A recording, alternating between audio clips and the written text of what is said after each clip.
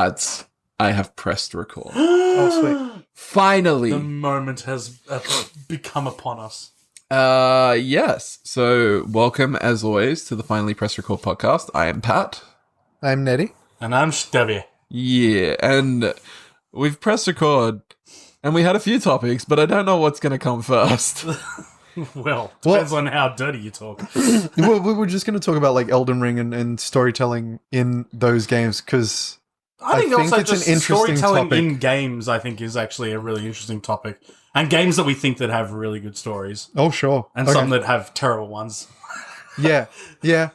Well, Well, okay, so we started off talking about, like, before we press record, because we always do that, talking about the ambiguity. So I haven't played through all of Dark Souls. I've played through most of Demon Souls. I played through a lot of Dark Souls 1. I've played a little bit of Elden Ring. And all of them seem to have, like, drip-fed stories that you kind of have to go out of your way to find. Despite your yawning, you've told me that you've played a lot more of the Souls-like games than I have. What would be your view on the story? I think you need to make sure that you say Nettie, because Stubby has played all of about 5 hours of Demon's Souls when it came out on PS3 and went, fuck this. yeah, I remember having a conversation because I fucking love Demon Souls still to this day, and you were like, "It's shit, Monster Hunter." Yes, I remember Okay, that. so I'm directing it towards Nettie, and I, we're in an audio medium, but I keep forgetting people can't see where I'm looking. That's okay. I will say, like, I played through forgive Bloodborne, you. and, like, Bloodborne, again, like, it's a little bit of a drip-fed story, but I feel like it was a bit more present than the experience I had in Dark Souls, or... Oh, sure. Yeah. Yeah. Like the story. It's hard. The thing. Okay, so obviously, like with Elden Ring, the Souls games and From Software have become sort of like a phenomenon. And I think Elden Ring was the one that did that. But I have the controversial take of I don't think the stories are particularly good, even though I love the games. And when I say story, I just mean the general narrative, like what is The driving prompting force. the player and what's the driving force of the narrative, which those games, they're generally layered in esoteric speak and very non-direct, like prompting Like from symbolism characters kind of or stuff. symbolism, and the thing is, a lot of the time there actually isn't a straightforward story usually, because it's they've built this world and they want to have these little narratives in it, which is where a lot of the a lot of these games have, for those who don't know, like they'll have items with text and stuff you can read as you go along if you choose to. And a lot of the time it has nothing to do with the main journey. So for example, the main story in sort of the generalist idea that I've got for Dark Souls, which is probably the best of them, and probably the most like loved by, I guess, sort of the general gamer populace, except maybe for Elden Ring now, but I think the people who agree mostly the best one is Dark Souls. So the general story is you are the chosen undead. Why are you chosen? Why are you undead? Why? Who knows? Well, find out next time on Dragon Ball Z. Well, the general idea is that there's a lot of just undead, and you've been chosen. Why are you chosen is like a... Do they explain why there's no. just a general amount of undead? So it's just up to your own interpretation. So they explain why the undead exist, but they don't explain exactly how it works. So this is where it starts getting convoluted, right? So the initial story... I'll just get through my sort of initial point. So you're the chosen undead, and you need to ring a bell to For whom the bell tolls? well, so you need to ring a bell to help curry in the new age of fire. Now, what the age of fire is, right? And Grant's looking at me very confused. Exactly. Like all of this, it's very... Again, it's esoteric, and it doesn't give you an exact, like, your character isn't necessarily motivated beyond Oscar of Astoria going, you need to go and do this thing, and then being told again by other people you need to do this thing, right? So Get MacGuffin. And so- go bad ring thing bell, happen. and then once you ring the bell, you find out there's another bell, and then once that happens, 2 bells. right? 2 bells. Fuck, man. So it's not- That is cutting edge. It's not built in a general narrative way where it's like, okay, my character wants to ring these bells, or people, if we don't ring the bells, people will die for some reason because we're trying to get aid from another king. It's just, no, you need to ring the bells and it'll do this thing, right? So my question is then, do you think that it fails in terms of how it delivers the story, or it fails in that the story just... it's not worth it, or... Because here's the perspective I'm coming from. Yeah. I think that if you look at video games as what they should be treated, an art form, there are ways to accomplish communicating a story without necessarily using dialogue. Like, one of my favorite games of all time is Journey. And Same here. Journey is a beautiful game I love that game. with 0 dialogue except for the ability to chime at whoever's appeared in your world. That's not even dialogue. That's just I was noise. just Yeah. gonna say, yeah. But you have enough of a prompt to get the story moving, to get your character moving. You have a mountain in the distance, and that's all you can pretty much do is walk Just through the move dunes towards the one mountain. thing you can see. And as you go along, you have like imagery and kind of like ruins of a civilization that fell apart, and there's like musical cues to kind of give Yeah, you the idea and, of like, if you're in you know, danger or you not. have It's those- so fucking good. and Oh, like okay. the emotional crescendos and stuff like that build. But it's communicating enough to me as the person playing it. This is the story, while leaving it ambiguous enough for me to interpret that story however I see fit. Whereas this is, I don't know, like, then you have, like, say, for example, Resident Evil, one of Stubby's favorite games. You have the game telling you a story, but to understand the full breadth of the story or the machinations behind it, you have to read the files and stuff like that Yeah, totally. to understand what's happening in the background. It's a more typical game, Resident Evil's. Like, they're just more general narrative and then extra flavor if It's like, you want to. if you want to delve deep into it, then you yeah, can find but some you cool can stuff. you Yeah. can still play the game from start to finish and enjoy it, Oh, and have a absolutely. story that you followed. Yeah. Where do you think Dark Souls or like the Souls-like games fall into that? Because my experience with them has been like, it's just flavor text. Like, you could blink and miss it. Otherwise, you're just punishing yourself Yeah. to play a game. Yeah. Well, okay. So what I would say is, so Resident Evil. I'll give it an example. So, Itchy Tasty is Oh. a thing you read, right? And it's you don't have to read Itchy Tasty, do you?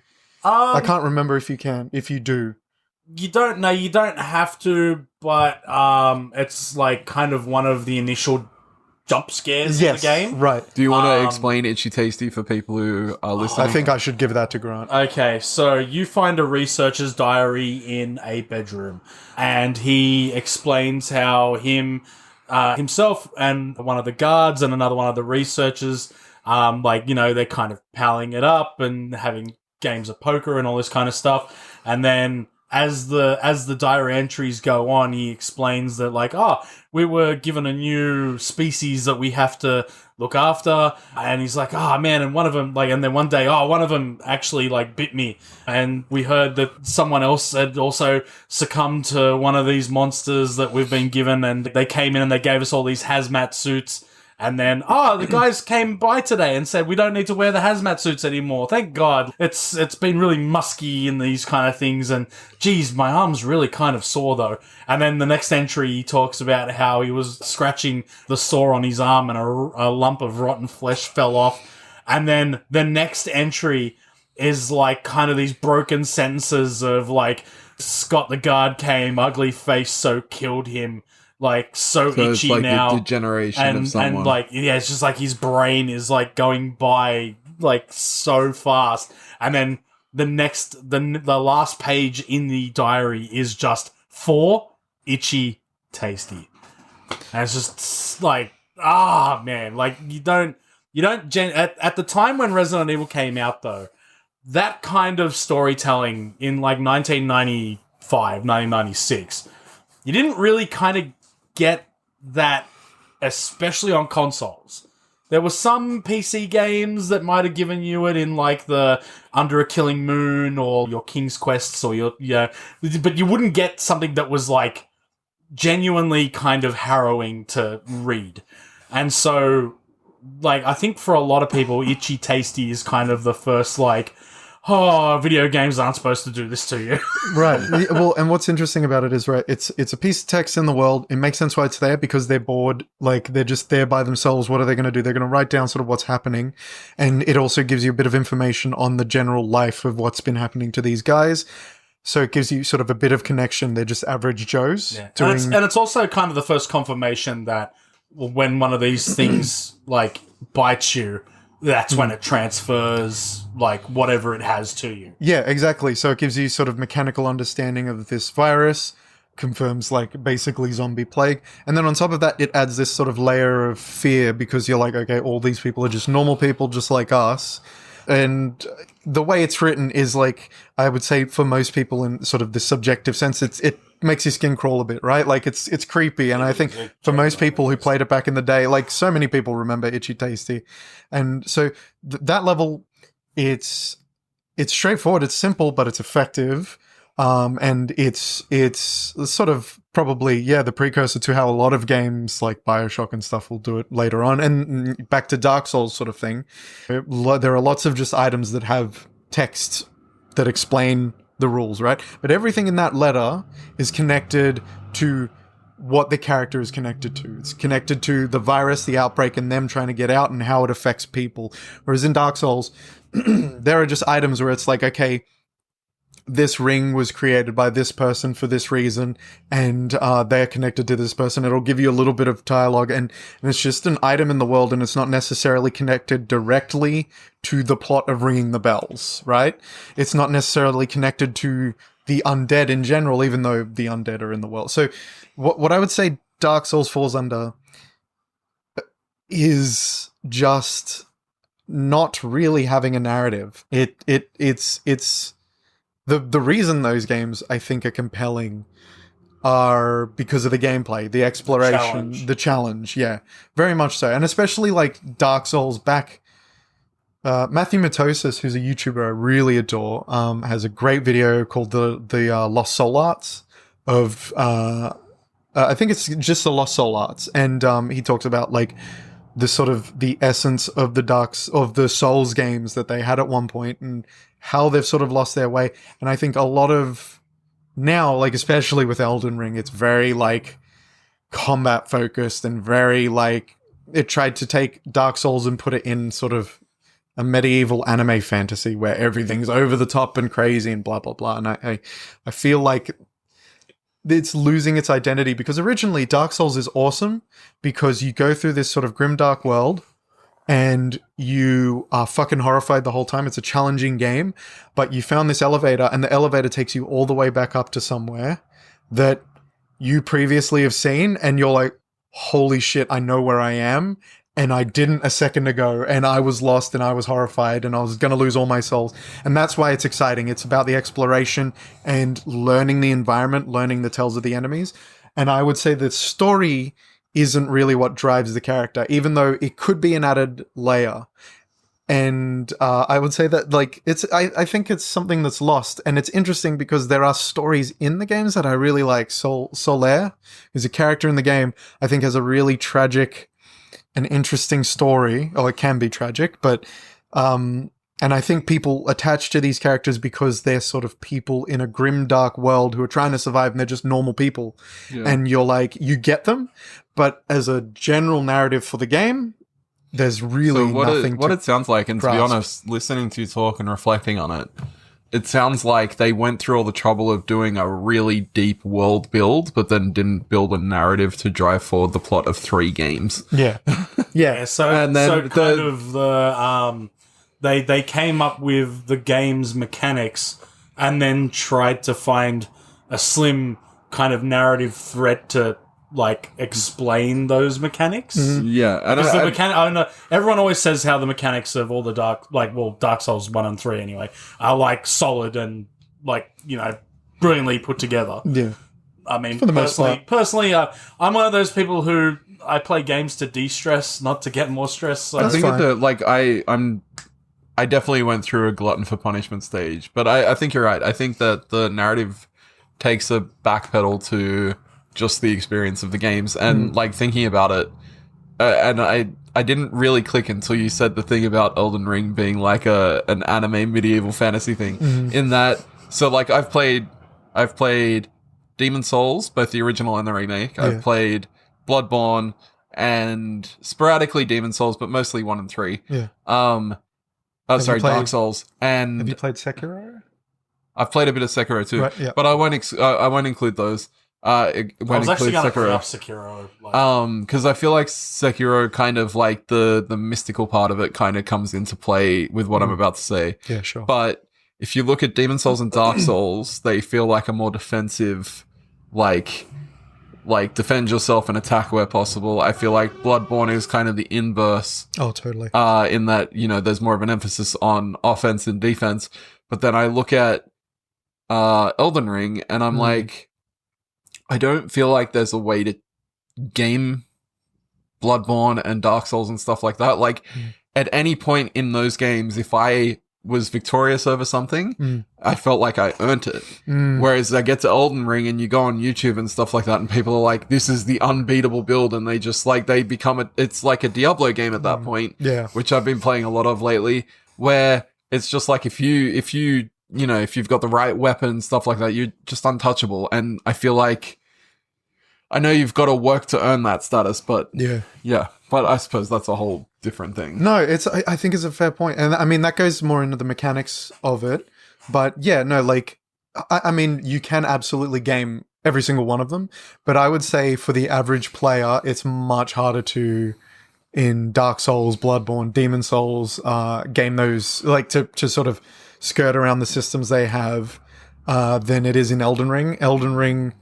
Well, the way I looked at it is, if you, like, I know you could do it. Yeah. Like, not necessarily for the average player, but it would take a lot of effort, time, research, stuff like that. Whereas Elden Ring, it's like, but if you go to this spot and pick up this weapon, right, you're fucking unstoppable. Yeah, or if you just grind. I mean, you can grind in all the games, like, don't get me wrong. But yeah, no, you're right. I mean, the people who game those games... It's a weird sentence. The people who sort of master those games... I was going to say cheesing it, but that feels like you're exploiting the game rather than... I mean, in a way they are. Like, but the people who cheese it generally also have a very, very good understanding of the mechanics of the game already. So they know how to, like, fuck with stats and fuck with certain item builds and get really interesting item builds. So I would say that they've actually earned cheesing it almost, because they've really... I guess for the most part, this isn't 100% correct, but for the most part I would say it's people who have really taken the time to understand the mechanics of the game and sort of mastered them. Whereas I think Elden Ring, either the bosses are fucking crazy hard because they are really trying to just amp up the difficulty without considering things mechanically. You reckon? I mean, look. Yes, absolutely. Yeah, because absolutely. I mean, this is a whole other conversation. I do want to get back to story, but I can't. Yeah. Well, but sorry, what were you going to say? It's just like the way that everyone always talks about it is like that the Elden Ring and like sort of an offshoot from that, the Dark Souls like mechanics, like the difficulty really comes from like learning patterns and not trying to deviate from your own. Yeah. Whereas if you think, I can just get one extra slash, Yeah. Then there goes The greed. 3/4 of your health, right? The greed, like, yeah. You know, and the impatience starts to set in you, and you're like, I've got him down to like next to nothing left. If I just do that one more, extra hit, and like, and that's where a lot the of game people kind die. of punishes you for giving into that kind of mentality. Yeah, but it's I not used the only to- game that does that. Like, I mean, Monster Hunter. Like, Monster Hunter, I have that emotion every time I fight something. I don't know what you're talking about. I love would it. say I have that less with Monster Hunter. I you're a don't have it that coward. much. Maybe it's like because I don't like, know. dude, maybe it's Maybe just I'm because too my good. build in Monster Hunter is just so goddamn OP that Okay, I'm like, yeah. I can take a couple of hits. You play a very I think we both play defensive builds in Monster Hunter, though. We both have shield I'm builds. What fucking are you? throwing myself at the monster Yeah. left, You- right, and center. Are you dual blades? Dual blades, insect glaive, okay. like whatever the fuck I'll pick Gun up. lance, baby. Yeah, I will charge say- I blade will for me. say, So that makes sense why you would have that feeling. In the most recent game to date, we don't have wilds yet, but in Monster Hunter Rise, I did Just played. dated this episode. I did play. Man, we need to do a Monster Hunter episode. Yeah, well, let's circle back to it then. But I did play Bo for a while, and I felt impotent for a bit. But look, let's zoom out a bit because I feel like Stubby hasn't been able to contribute to this conversation much. To be honest, I was like, man, you know what the what? fuck? I'm just happy to be here. Thanks, Dan's been fired after his talk cock about explosion good and fiasco. bad stories in games. And I want to pass over to Stubby first because you have such a huge breadth of knowledge and you haven't been able to contribute much recently. Well, I mean, hey, I got to say one of my favorite things ever, which is the Itchy Tasty story. So, And I thought you were going to say, I'm just happy to be. and also, I am also extremely happy to be here. But like, there's two sides of the same coin that I love when it comes to storytelling. And on one side of the coin, you have Metroid Prime. And on the other side of that same coin, you have Doom 2016. Okay, which one's the good one? Well, that's both. They're both fantastic. That coin is so damn good. It will get you anything from a vending machine, right? Interesting. Doom 2016, every time they try to throw expository narrative at you, your character literally just tells them to shut up, punches them, breaks whatever's talking, and then goes on about his day. He doesn't do it verbally either. It's just it's all physical. It's just I don't give a shit. Like go, I know what I've got to do. Those things are moving. They need to stop moving. I love that. One of my favorite things is when Sam Hayden? Yeah, Samuel Hayden. That's it.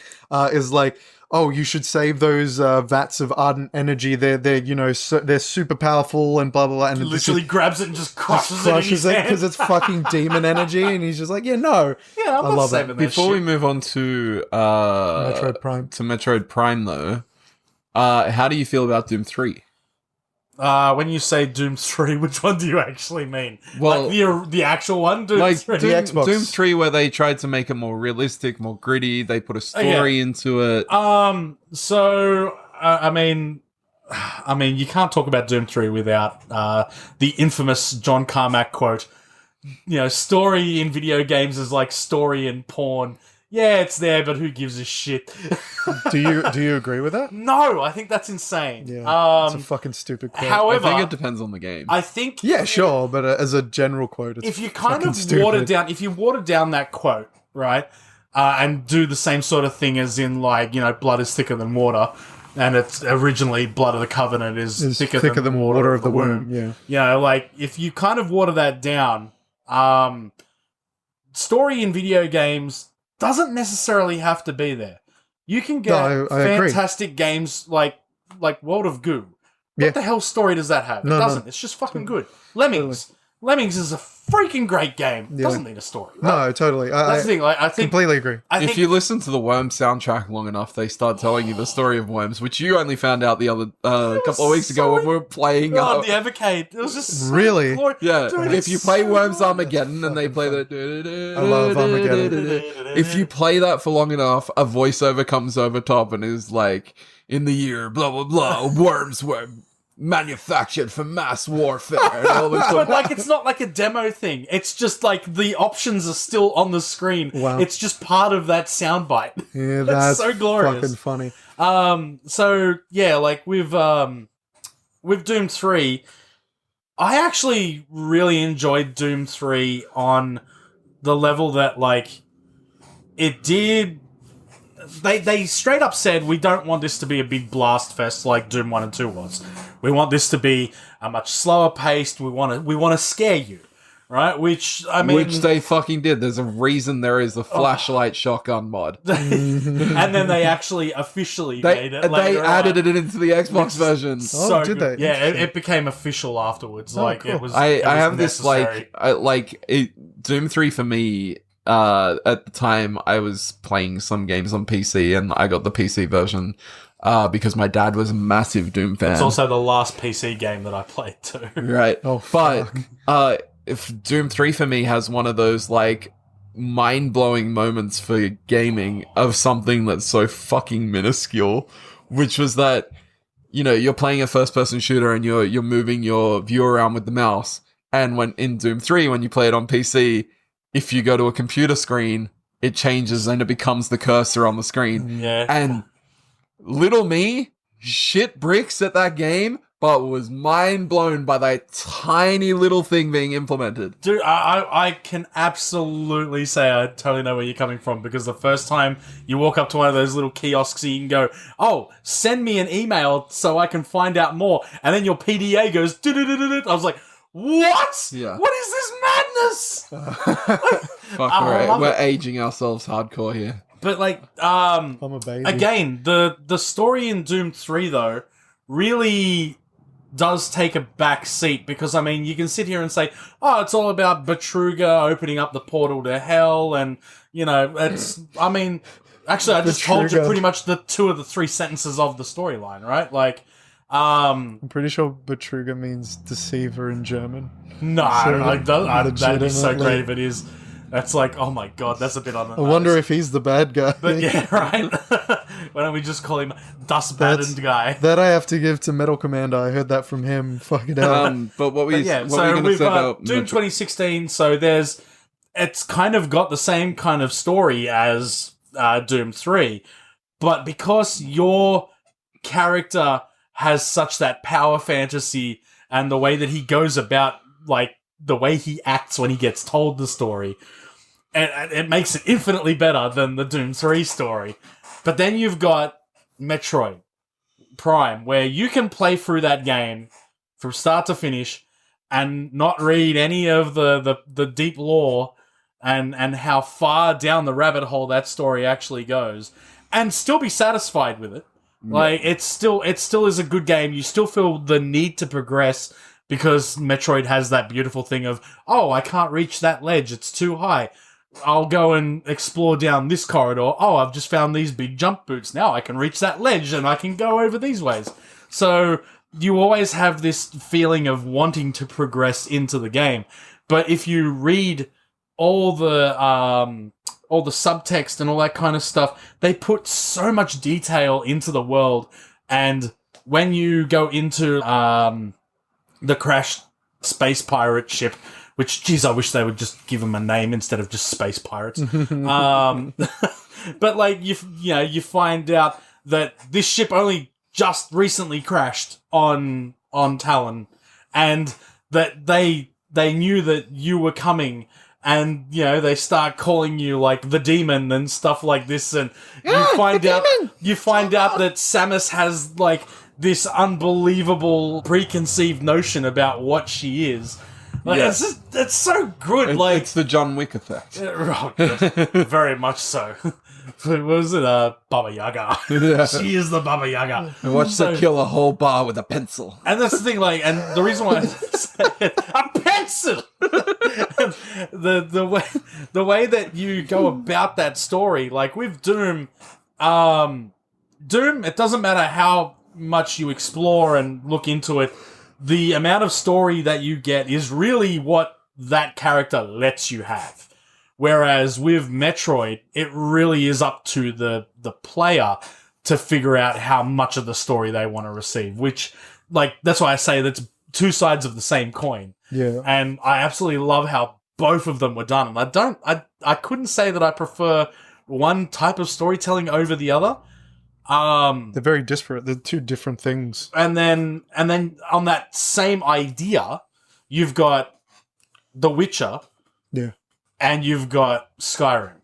Oh, sure. So with Skyrim, you basically play as you put into that, like, Avatar, that whatever world, it is, right? It's an Avatar style. With dragon voice. Right? And so the story is technically happening to you. But when you play The Witcher, the story is happening to Geralt. Yeah. And it's how he is written to respond to those things, even though you do have quite a fair bit of agency in what he says. Yeah. And I mean, like, with that, I don't know which one of those 2 I prefer, except, I mean, look, Geralt's just a fucking sick. Yeah. I love the hell out of Geralt. I would say The Witcher is I mean, it's been a while since I played Skyrim and The Witcher games, but obviously The Witcher's newer, so I mean... I mean, I would say that The Witcher is probably better written than Skyrim. I think Skyrim is...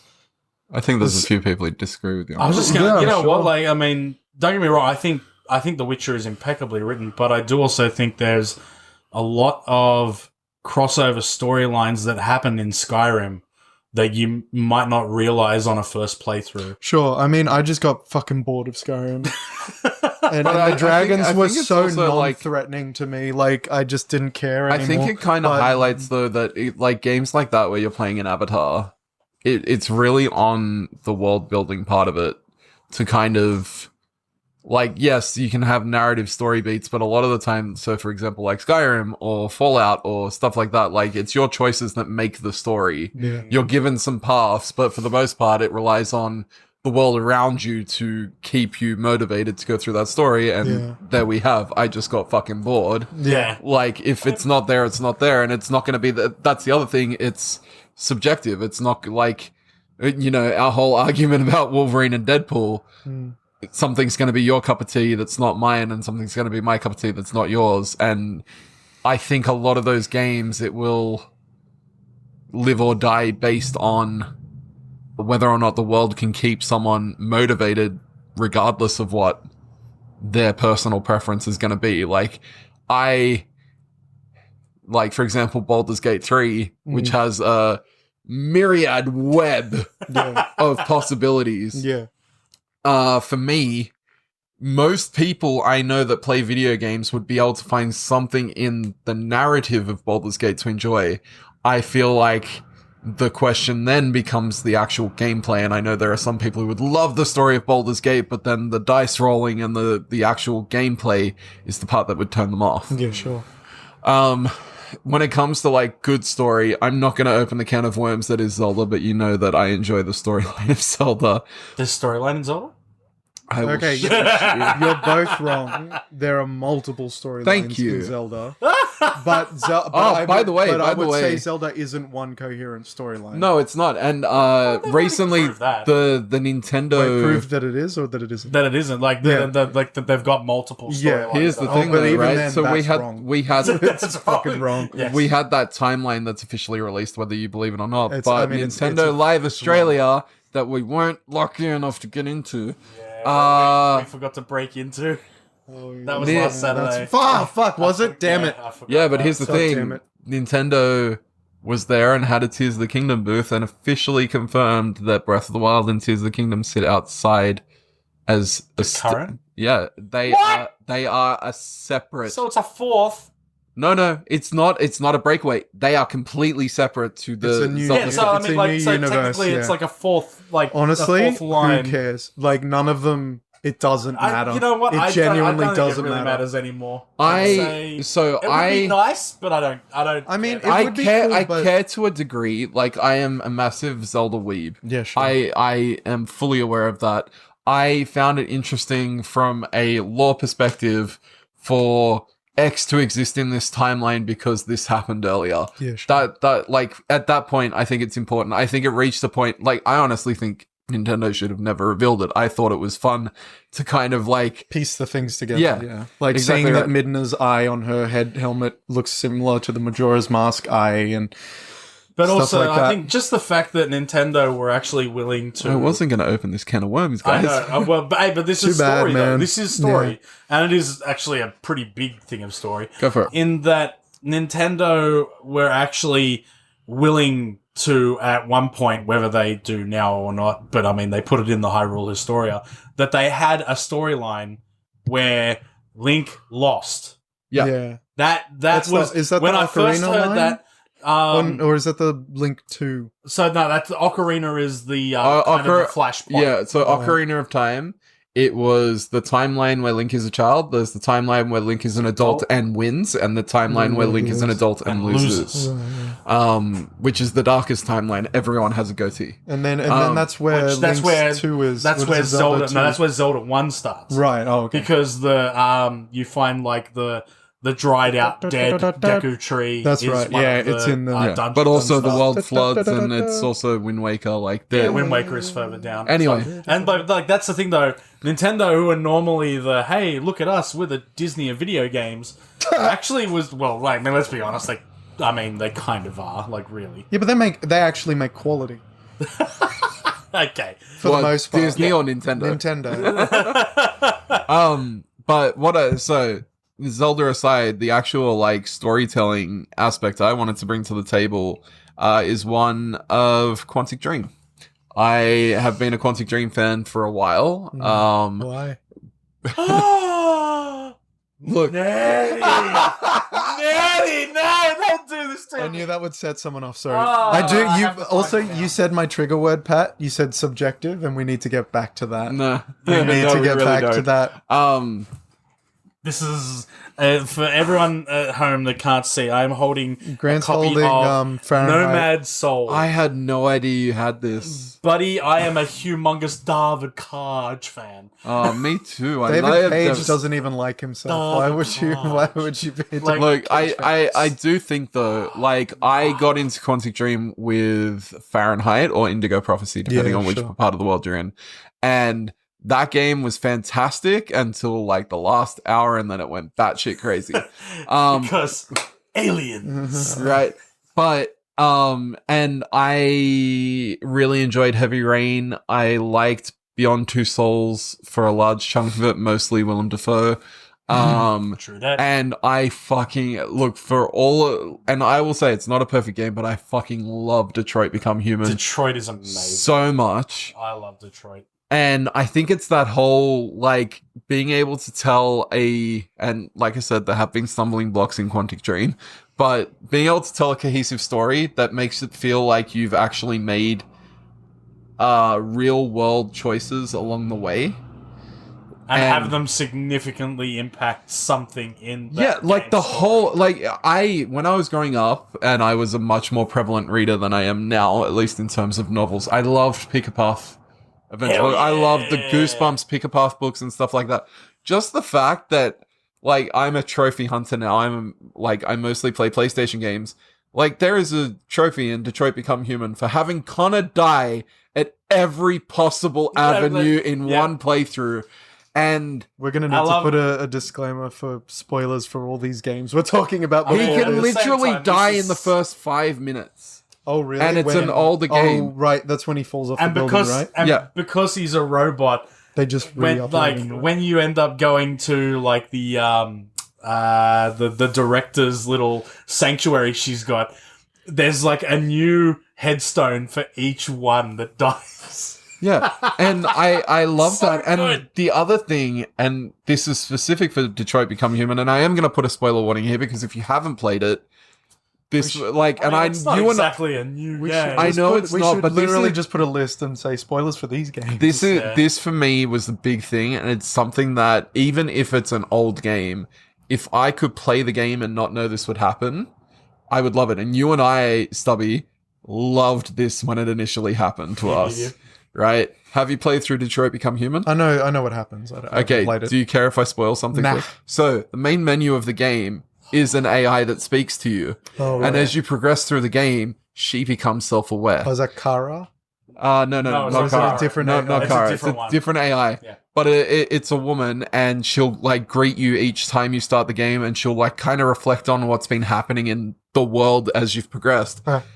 And as the game progresses, and like the game as a story plot point has AIs becoming self-aware and developing their own society and stuff like that, Yeah. she becomes self-aware, and you actively have to make the choice at the end of the game as to whether to wipe her memory or let her be free. And if you let her be free, she disappears from your menu. Oh, If you, and never comes back. yeah, interesting. And everyone got so upset at that because there's no way to bring her back at all. without Well, but completely she's- but wiping she's your like, saved data. presumably, if she's got consciousness, she's Yeah. like a human being. What- Exactly. do they Then want? it's They up want to. to- No, but this They want is to the- cage No, a that's the human other being, thing. You can or wipe like her memory, and she will go back to being completely oblivious to everything. Yeah, that's going sure. on. It's horrifying. But still, You're like, murdering her. talk to You're you and ultimately stuff. murdering her, basically. Yeah. Yeah, But, and that is the moral dilemma of the whole game. It's not a moral dilemma. That's my problem with Detroit Become Human. Oh, she's a living thing at that point. And Well, and she's- so it shouldn't be a moral dilemma because murdering her is But that's is a- objectively reprehensible. right? Yes. And that's also the problem with the whole analogy of the game, which is So hang on, does Human- that mean human you've never bigotry. deleted anything on a thumb drive then? it doesn't have consciousness, and we're not going to have this argument of whether a thumb drive is consciousness. It's the same- but like the AIs in the game are clearly conscious, right? They react. They have emotional reactions to things. They can take in what's happening. But it's this thing, right? Of like, if you have an actual AI, Yeah. and there is a argument to be made for AIs that we have now. Sure, You have an yeah. you have an AI. That AI learns. That AI Yes. learns to act more in a manner that an average The human Turing would. test of like if it's non-discernible, discernible. Right. Part between- of Detroit Become Human is breaking free of the mold as an AI you learn. Yeah. So if you have, example, an LLM or some kind of AI on a thumb drive yeah. that is learning, An AI on a thumb drive is a different conversation. At what point? Is consciousness consciousness? Yes. Yeah, are you saying That's a it's only fucking when it hell has of a. face? That's a hell of a. At what point did the nutrition that we're made up of become consciousness? It's a very. I'm not smart enough to answer that fucking question. I think you are, in though, t- Nettie. I think you are. Thank you. I appreciate that. I'm not. Yeah, I think you are. Because If I were an AI, I'd be a bad example of what is consciousness. But if we're talking about Detroit Become Human, the characters in that game are clearly conscious. Like they are people for all intents and But purposes. the only thing in that makes them quotations. conscious is the fact that you, as a human player, is making their decisions. No, they're characters Because- before you play them. But that's the thing, though. Especially so, Kara, you can probably make that excuse, except she's a remodel of a previous Kara that got fucked up by the father, right? But technically all of those characters have a story before you start playing them. You've got the cop, you've got the artist guy and who helps the old man, and then you've got Kara, and they've all got previous stories. So actually the game does even worse than I remember in sort of having that, because if they wanted to have like a clean slate, they should have had a baby AI, completely clean slate new AI that but on top of that, it's still a bad analogy for like human bigotry, because AIs are inherently different beings to humans. Oh, absolutely. There is an actually existential, understandable fear to have between humans and AI, as opposed to like, you know, what, like being afraid of a black person or being afraid of an Asian person. Like it doesn't sort of intersect very well. But then what's the difference between a flowchart and an AI that says, make sure you protect your self and body above all else, right? That's what are they? Oh god, come Laws on, of brain. robotics. No.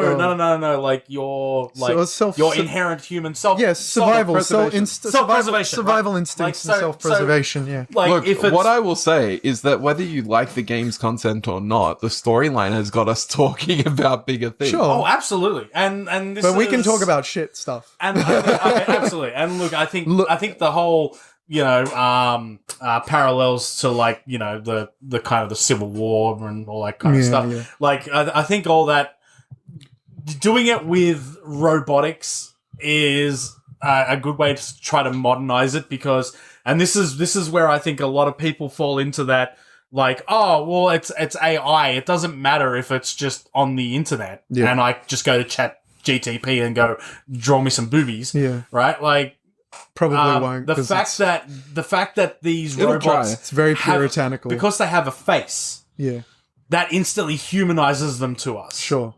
Because it then takes it out of the uncanny valley as well, because they look so much like we do. Sometimes having a face can make it more uncanny because it doesn't look human enough. But this is the thing, like with these particular ones, I get what you mean. They're very human. Yeah. And I think that's where like a lot of people are sort of willing to sort of say, well, they obviously are real and they have a consciousness, but what they have is a very complex flowchart of like, if this happens, But this is what okay. Sorry. From memory, like that's also like one of the storyline plots is like, did they actually obtain or was it freedom and virus? sentience, or was it the virus? Was it like That's like the GIF. yeah? Yeah.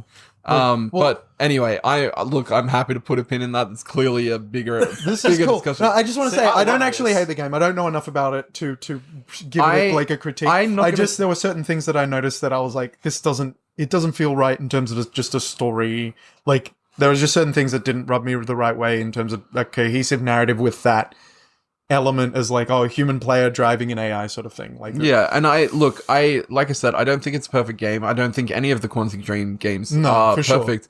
But I could say the same thing about a lot of Telltale games, although as we've like kind of discussed separately, the choices really don't make a huge discernible difference, except person A might be person B at the end. I like I was a lot just of gonna the say, Telltale yeah. games. But I think there's it's really that two major same- deviants. It's Like, that I like same thing about like, you know, I feel like I'm making choices for someone else. I feel like I'm ultimately the storyteller in the grand scheme of things. Yeah. And You're not the storyteller, but you are the controller curator. and curator of Yeah. what these characters do. and like it really like I feel like I got more attached to characters in those sorts of games than even like games where I am the avatar. Right. I am the avatar. So you would say those games, like, are they your favorite way to play a game then? When you want a story told to you? Definitely not. But I think it's there are ways to like experience a story by playing the game. Yeah. These feel more like interactive movies to me. Yeah, of like course, I mean, ultimately the yes, gameplay is not what you play it for. Yeah. Like you play it to make choices, to see the outcomes of your choices and stuff like that. very, And- very similar to Telltale kind of stuff, but I feel that Quantic Dream tries to go that step further and like give it that extra polish that, like, because I mean, obviously, not you even- put the- not you even put the just two that, next like- to each other, you know which one's which. like I feel like Yeah. but it's that thing of like we discussed with Telltale games. I haven't played any of the more recent ones. I'd really like to play The Expanse, but with Telltale, it feels like here is the story. Here's point A, point B. The story is in between. The story, for the most part, doesn't change. It's just like little key story beats that might be slightly different based on your choices. Like I said, person A might be person B at the end, or you know, you might be by yourself, or you might like something might change, but the story itself as a whole doesn't change. Nah. Whereas with things like Heavy Rain and Beyond Two Souls and Detroit Become Human in particular, like the actual end point of the game completely changes. Yeah. Right? Yeah. Particularly Detroit Become Human. There are so many endings to that game that are vastly different. And like Heavy Rain, the whole premise is hunting a serial killer, and one of the endings is that the serial killer can win. Like, Yeah. you're not guaranteed, and that's the other thing. You're not guaranteed to have a happy ending, and I don't think that's a bad thing. No, sure. No, I love that possibility, and that actually brings me to talking about one that Nettie and I spoke about at length just a week ago, Silent Hill 2. Silent Hill 2 has some of the most deviating endings I think I've seen in a video game. In that, like, your character... Massive spoilers too, and this one I do think does at least have a point for like spoiler warning Because they're about to re-release they're about it. to remake the game, and it's on the way. And for me, the cutscenes absolutely look freaking disgusting. The gameplay looks amazing, but the voice actors I think are actually trying far too hard. But the gameplay looks pretty. the gameplay looks pretty, I'm and curious about like the melee combat. I'm dubious, but I'm willing sorry, to give it, continue. I'm willing to give it more of a chance now. Silent Hill 2 is, I would say, in my top 3 favorite games of all time at any given point. Right? Like, some will change around, but I'd say that it's always going to be in my 3. yeah. No, Darkness is in there as well. And that's another one I want to talk to about story. I too. was I think say. for both of us, Darkness and Silent Hill are games that we both adore. So Silent Hill 2, Yeah, quite the like them too. the main character that you play as, James Sunderland, depending on how you finish the game and how you've played the game, and it's not these very obvious moments of, oh, you chose door A or door B. It's down to how often did you run? How often did you walk? How many times did you check to see if the character that you find, Maria, is okay? How many times do you look at the note that's in your inventory and all this kind of stuff? The game doesn't tell you either, does it? And no, it does not tell you at all. There you go. And the endings can be that your character could be the protagonist, Or your character could be the antagonist, and there's also an ending where you make peace with absolutely everything, and you leave in, like, kind of the highest spirits, which Konami have gone on to say, canonically, that is the worst ending, which I love. They have? Really? Yeah. That's such a fucking Konami. I think it's called In Water, which is because... No, I know the ending. Because Maria is not what? supposed to be real. Maria does he take... Is that the one where he takes Maria and with lives him? with Maria, yeah. And that's, like, the happiest ending. But Konami have said that is actually the worst possible ending you can get. Yeah, which I love. Because it implies that he's still mentally not disconnected from it. But this is the thing, though. You don't really find out all the details. They don't tell you. No, they don't. It's again, massive spoilers. In the endings where you are the antagonist, which is actually the correct ending, you find out that James is responsible for the death of his wife. Yeah. And the main reason that he is in Silent Hill is because he wants fucking closure and make sure that the job's done. Right. Yeah. Like, so Maria, which is why he's so cold throughout the whole thing. Yeah, and that's one of the things too. The way that voice actor, Shahi, I can't remember. I can't remember the name. But like absolutely amazing, Just and he Akira plays Yamaoka is all I remember. He plays it a particular way that is, I mean, any of those endings, it wouldn't feel out of character for the way that he has been talking and reacting to things for that to make sense. Yeah. And with the new one, I think the voice actors that they've got are clearly very good voice actors, but that's kind of the problem, is that they've gotten too good of voice actors.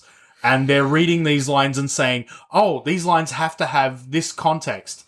It's like, take out the context. I would actually blame the actors less. I would probably say it's more direction. They're probably like, oh, make it more emotional. He should be caring about his dead wife and blah, blah, blah, blah, blah. Which, in any other game, I would be like, yeah, I understand. He's looking for his wife who's dead but sent him a letter, and he would be an emotional wreck, right? Oh. But I think a lot of people in the games industry who have tried to remake, mainly Konami, who've tried to remake their own fucking game, have failed at understanding their own game. So the other thing is that they've hired an actual actor to do the voice work. Yeah, whereas the original, like I said, I'm kind of feeling a bit... It's the guy who played Thomas Wayne in the Batman movie. Oh, really? Yes. Luke Roberts is playing... James. Yeah. Ooh. I mean, actually, like, I think I've seen him in some... He's also Herbert in Band of Brothers. I was just going to say, I think I've seen him in something else too, like that guy. He's popped up in a few things. He hasn't done a lot of voice work. Yeah. It's an interesting choice. Whoever the original guy was, I'm pretty sure he had done next to nothing before Silent Hill. Well, it's Guy Sahi. That's the guy. Oh, man. Because I always thought it was they just didn't want to pay the union, so they just said his name was Guy. Because, I mean, they've done that in so many other games. Oh, really? Oh, God, yeah. So, I mean, Silent Hill 2, that's probably my favorite. But is that your favorite, like, story? As far as how the story progresses because of the way you play, I think that is my favorite, like, hands down. However, the one that tragically rips my heart out every single time I play it is The Darkness. What way did they do to Jenny? Jenny is just such a relatable, because I've, being a dumb male. How dare you? You're a smart male. I am. But over the years, I've had a lot of really, really close friends, a lot of really close female friends that I've kind of skirted with the idea of like a romantic relationship with, sort of thing. And I've always just thought, I don't want to fuck it up, so I'm just going to stay in the friend zone, sort of. I friend zone myself, sort of thing. And that is so close to the kind of relationship that Jackie and Jenny actually have. Yeah. And those little sections of the loading screens where he explains like his situation. I don't know why other games haven't adopted that, but even the little anecdotal things that he gives, like about anyone who thinks that the subway is dangerous never sat in the back of a yellow cab. going 90 down the Brooklyn Tunnel the wrong way with a guy that don't speak a lick of English. My buddy, Crazy Abdul. So good. My favorite one is this is the first place I ever got my this was the place where I got my first kiss.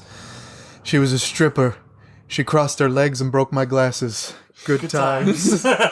His first kiss was giving head to a prostitute. It's fucking they were compelling as fuck. Those little... and those little bits as well where he's talking about Jenny. He's like, "Have you ever known someone so pure that you didn't dare show them your own darkness?" And it's like, oh man, how relatable is this? It's like, there's a lot that game uses in a sort of metatextual way. So like to go back to Detroit with the main menu and having the lady talk to you and interact with you, like that stuff's fun, and you can use it incredibly effectively if done well. And like the darkness, like dying, would show you images, that were like just these horrific images, but it made sense contextually, at least as far as I remember, because that's the darkness technically putting you back together. And then like these horrible images are sort of going through your head because he's got full control at that point. And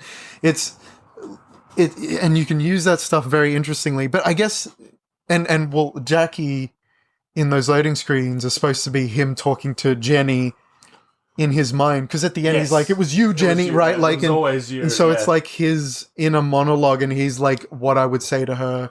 Because he's like, very European, and like, so he's probably got. Well, it was. And hold on, I'm not finished. He's probably got like this idea of the afterlife. He probably believes in the afterlife, so he's talking to a spirit almost, and so it makes sense. Like, you can use that interestingly. Well, that's the thing, though. There's never any light around him. No, it's all good, man. He is surrounded by darkness, and I think because everything he sort of says is kind of anecdotal and is kind of in the past tense, I think that it's actually after the ending of the game, where I think you're right. after he wakes up like in her lap and she says it's time to go, and he's like, "I don't want to go," and she's like, "It's time to wake up," and then everything goes black, and I think it's symbolically we could say that it's the darkness finally taking him, and so that's him in the darkness, kind of explaining the story of how he got to where he is. Like maybe, totally. I mean, That's wrong, but that's the thing. There is an element of you can sort of have your own interpretation. Yeah. So, I don't have the same emotional connection to the darkness as you guys that's do. fair. I did enjoy it though. Amazing. I do have one bit of trivia though. The guy who voiced the darkness, Mike Patton, Patton. from Yeah. Faith No More and Mr. Bungle and Tom yeah. He also voiced. I wonder if Grant's a Dude, Mike I'm Patton not even a fan. slight Patton fan at all. But he also voiced the Angosphere from Portal. Did he? Yes, yeah. That's he voiced awesome. And he voiced Spencer from the reboot of Bionic Commando. Oh yeah, he did too. Really? Yeah. Jeez, I did not know that. But like the anger cube is just like distorted rage, and I loved the fact that was the same guy who did the Darkness. I wasn't a huge fan of the Darkness 2, although I feel like that's somewhat universal. It's a fun game. The story's definitely not Yeah, I was as just good. gonna say, like, it's a very different beast. I just didn't like that they changed the main character's voice. Well, Kirk Acevedo clearly was doing something that weekend. Yeah, I don't know, And but I agree. I agree. Nolan with Pat. North was just walking around outside as he is usually. It was Nolan North that played. Was it? Oh yeah, it was. It was Nolan North that played fucking Jackie Estacado. Oh no, wait. Or was it Steve? No, it wasn't Steve. No, Bloom. it wasn't Steve Bloom.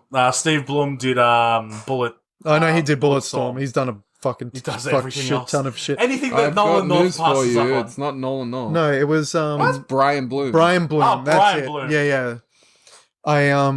Nolan North is probably in it, but No, he's definitely in it. I- I remember his Nolan name being North on has it. his dick in every pie. dude, I'll happily have look, him. having said that, He's I love the fantastic. hell out of Uncle Nolly. Oh, Uncle If Nosey. you are hearing this, do not listen to Pat. He's a bad man. Uncle Nosey. Oh, I like Nolan North. I like better. my favorite He's role amazing. is the Deadpool video game. Oh, he does so good as Deadpool. Amazing. And that was pre-movie as well. So And as he had Deadpool nothing hangs up on previous. himself, So, which is the most Deadpool thing. So just good. so good. Nettie, we haven't really come. Like, I know you guys talked about the darkness, but Stories have and you got stuff. a story that you want to add to the pie? Yeah. Soma. Oh, interesting. I'm going to bring up Soma every fucking time I can, because that game was done a disservice when it first came out, and people didn't get into it as much as it fucking deserves. But Soma, I'm a very hyperbolic person. I will find something that I enjoy, and I'll generally be like, this is fucking amazing.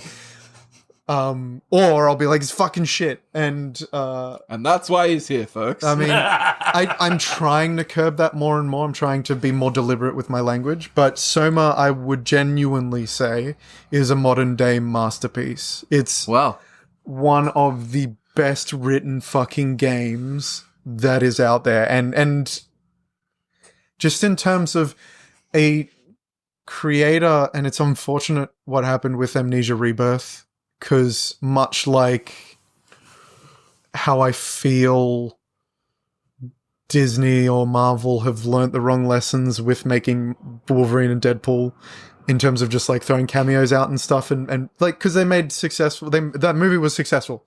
No matter what I say, that movie made a shit zillion dollars.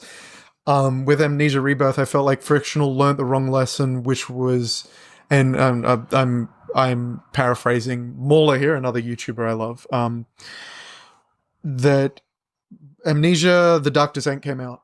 Really fucking good. Probably one of the best horror games out there. People loved it. It was YouTube bait, though. And I shit my pants. Things like Outlast come out, and Outlast is not a good game, especially compared to the Dark Descent. But what... and then... Frictional are like, we're gonna... Oh yeah, so Machine for Pigs was done by the Chinese Room. So they're the guys who do Dear Esther, which is a sort of story-driven horror game. I've actually bought the Amnesia trilogy, and I have not played a single one of them. Holy shit, can we please go through them together and just record it? I would genuinely love to hear you... Like, yeah, I honestly, the only thing I know about Amnesia at all is just that one thing from the JonTron video about scariest things in video games, where the fucking footprints in the water. That's it. That's all I know about Amnesia. The Kayak? Yeah. Dude, okay, as a Silent Hill 2 fan, I think you will genuinely love The Dark Descent because of the way it tells its story and the way that it implements its main character. I have underwear on, like, standby, though. I do love my scares. Yeah. And I actually really like Dear Esther as well. I haven't played Dear Esther, but I know that the way that the Chinese Room make games is very different to Frictional, and I haven't played a Machine for Pigs, so I know Machine for Pigs it deviates quite a bit from... I mean, it's got similarities, of course, but there's like the way that they tell the story is quite different to Dark Descent, so I know it's just sort of a different beast, so it's technically not...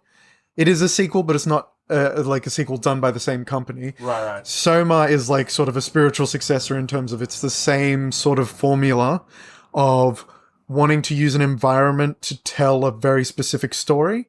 But the differences are there's a voice protagonist and it's a sci-fi. So very different questions that they're going to be asking. But what I like about both is that they both ask or pose a question to the player of very human things. And for Soma, they built a world, they built all these characters, they built a horrific concept that all makes sense in the world that they've built, whilst also being able to pose a question, which is ultimately, what does it mean to be human? What is a human? What counts as a human? Which goes back to our conversation on AI. Interesting that it's called death, though. What, Soma? Yeah. Soma means body. I thought Soma was death. Which is... No, so death is Thanatos, which is where Thanos gets his name. There is a station in the game called Theta, which is an abbreviation of Thanatos, which means death. And guess what happens in that fucking station? But they're also... There's cake. No, there's lots of people being born. There's stuff caked on the walls, and actually not wrong in a way. Woo! But Soma, and I don't... I've played a bit of Soma. It's brilliant. It's fucking amazing. I really need to go back to it. I fucking love that game. It's I don't want to talk too much. You like it, but we're not getting much in the way of like, what the fuck is the story? So I don't want to talk too much about the story in itself because a lot of it ruins it. I mean, everything I've said already is too much. Okay, well, here's a better question then. how does it deliver a story in a way that like has kept you engaged or makes you, like you said, like it is a masterpiece. Whereas I feel like a lot of the games that we've mentioned, we've been able to pick out like bits we like and bits we don't like. Yeah, but they're all games that we've all played, and I really want you guys to play Soma to I've the played end. some of Soma. I Honestly, I know you have played some. I've played as well. the first room, and I was like, I can't figure out how the fuck to get out. Right, yeah, and we need to do a frictional games like session. Well, no, if you've got more on Soma, let's continue. Well, okay, so the reason it's so good is everything in the world makes sense. You go into the game and you look around, and the game rewards you for looking around because everything that you'll find it's like Bioshock in a sense turned up to 11. The environmental storytelling is all very, very deliberate, and it's deliberate because they've put it there because not only does it make sense in the world, but they've put it there because it's going to give you more information on the world. So there's no like collectibles or weapons that you can pick up, like, you know, unique weapons that you pick up by exploring. What it does is it rewards you, rewards your exploring by giving you information on the world. And not only is it important because you're this character in this world completely fish out of water, so finding information will help you survive the horrors around, but also it all pertains back to the single question that the game ultimately poses, which is, what does it mean to be human? And so all of these things will be like, okay, I found this thing on the machine girl. Who is the machine girl? Okay, well, she seems to be frustrated by noise. I can't make noise. But why is she frustrated by noise? What's happening? What is the wow? Which is something you'll find out about. But what is the wow? Why is the wow made her that way? What is going on? And it'll give you these pieces of information that give you mechanical information, because each creature in the game is completely mechanically different and can be mechanically manipulated. But at the same time, you're also trying to figure out why the fuck you're there. And the protagonist has a self-vested interest in it because he's fish out of water in this world that's horrifying. So you're there with him. But on top of that, it's asking you as a player, you as a human being, questions that as a human being we all genuinely are interested in, which is our own existence and our meaning for it and what would it mean. And Soma, the word body. So like one thing I really love about it is all the time, one thing I've heard from so many people philosophically is human beings are our brain, right? And I would say most people, if you say, hey, okay, where does your consciousness exist? It'll probably, some people might say the heart, but generally people will be like, consciousness is in the brain. It's our thinking center. It's where all of our nerves, sort of synapses go. Without a brain, our body can't operate. But ideally we could take a brain and put it in another body and it could function, sort of thing, if we are able to get our collective soul or consciousness and put it somewhere else, right? But the term body is really interesting because throughout the game, there are things that would be functional in a functional body, in a body that works like most human bodies do, but when put in a body that isn't working completely or there's something wrong with it, the brain itself starts to get confused and upset, and it's like this cascading effect of our bodies are also actually very important. So where does consciousness begin? And it's horrifying and compelling. You're reminding me of that like quote from Full Metal Alchemist where it's like, we know the composition of the human body down to the finite chemicals, but no one's ever been able to come up with the soul. Humans could just be made on the cheap. Yeah, totally. Okay, you've sold it to me. I'm definitely gonna go back and play. No, Soma. sure, but like, and every I think you 7 should have years, a conversation with Danny, because I think he's finished it as well. Yeah, awesome. The next one I was gonna throw in the mix is kind of the Remedy verse, but not like I haven't played Alan Wake 2 yet, full disclosure, but I've played Control and I've played Alan Wake, and they were both good. But I want to talk Quantum Break, because Quantum Break is the game I want them to fucking bring back. I had like I know I went mostly Sony, but I did have an Xbox in the Xbox One days, and one of the few games I had was Quantum Break. I remember you telling me about how much Fucking Quantum Break is so good. Is it playable? Like, it looked broken a lot of the time. Well, a lot of the gameplays I've Look. What I will say is that the actual gameplay is a relatively average shooter with some cool, like environment, manipulating it's mechanics, almost a precursor to Control in mechanical well, it's the same. sense, It's right? the same universe, but yeah, Right. it's but like there's like with a name like Quantum Break, there's a lot about time manipulation. Yeah, so there of are course. like. There are items in the game that will set up like time manipulation fields where time is either moving really quickly or it's moving really slow, Right. which are used to your benefit or detriment. But the thing from a storytelling aspect is it didn't have cutscenes, it had episodes. So you would watch a live action episode using the same actors that motion captured each character from the show. Iceman from X-Men. And then And it the would brother lead into from Man of Medan. Yeah. and then it would lead into an actual like episode to play, which would be the next level, Right. And I love that concept, but the thing was that there were like subtle like things that you could decide along the way that would subtly change the episodes as well.